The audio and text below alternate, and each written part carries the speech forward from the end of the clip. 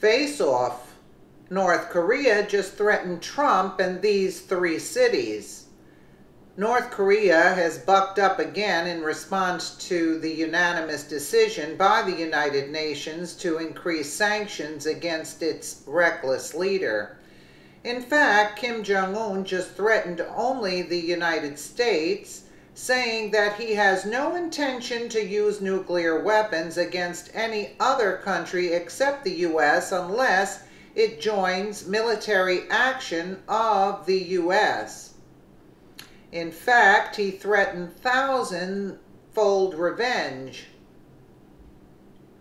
This is getting more and more serious. North Korea tested a missile just last month, and in one analysis, that missile was capable of reaching Los Angeles, Denver, and Chicago.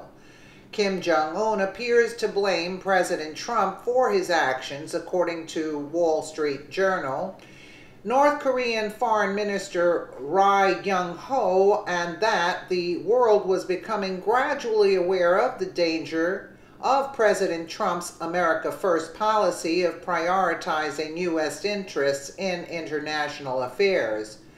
President Trump has been very successful, as evidenced by the recent UN sanctions, in convincing other world leaders to join him in trying to stop Kim Jong-un. Trump's Secretary of State Rex Tillerson said Monday that if North Korea wants talks with the U.S., it must first stop launching missiles.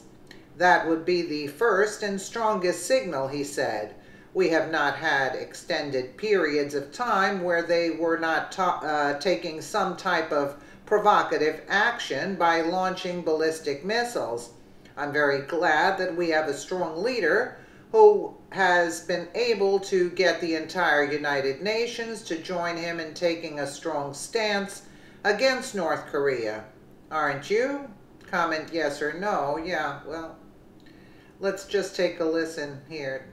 North Korea threatens U.S. over new sanctions. North Korea overnight. North Korea reacted to the new UN sanctions, vowing thousands-fold revenge against the U.S. As President Trump says he's very happy and impressed by the unanimous vote in the UN. Our Chief Global Affairs anchor Martha Raddatz is in Washington with the latest. Good morning, Martha. Good morning, George. These sanctions are a big, important step to squeeze the North, to try to change their behavior. But so far, North Korea is just striking right back. Overnight, those new threats from North Korea, promises on state television to reciprocate 1,000-fold for what it calls America's villainous actions against our country and people, warning that if the U.S. thinks it will be safe because it is across an ocean, there is no bigger misunderstanding than that. The warnings in response to the toughest sanctions ever passed by the UN Security Council against North Korea, which could cost the regime nearly $1 billion a year. These sanctions will cut deep, and in doing so will give the North Korean leadership a taste of the deprivation they have chosen to inflict on the North Korean people. Sanctions in the wake of North Korea's alarming progress in its nuclear and missile programs. Kim Jong-un launching a second intercontinental ballistic missile just 9 days ago, a missile potentially capable of reaching as far as the eastern U.S. It is now Secretary of State Rex Tillerson's mission as he travels across the region to ensure all parties, especially China, adhere to the sanctions in hopes North Korea finally comes around. Well, the best signal that North Korea could give us that they're prepared to talk would be to stop these missile launches. We've not had an extended period of time where they have not taken some type of provocative action by launching ballistic missiles.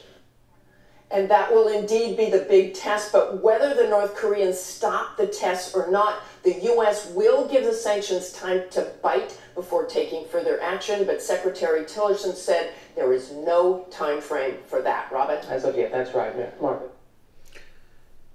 Well, I don't like all this war, and I don't like Nikki Haley, and I don't like the UN. So let me know what you guys think in the comments below. And again, thank you so much for watching.